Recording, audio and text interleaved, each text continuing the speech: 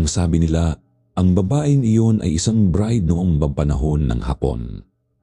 Magpapakasal sana siya sa isang sundalong Pilipino, ngunit sa araw mismo ng kasal nila, dinukot ang kanyang asawa ng mga sundalong Hapon.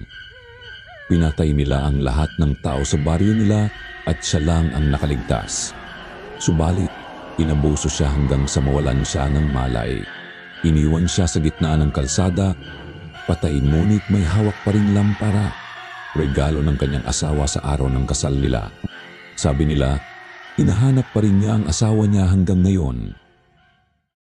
Simula noon, hindi na ako naglalakad sa village namin ng 10 oras ng gabi. Tumigil din ako sa paninigarilyo.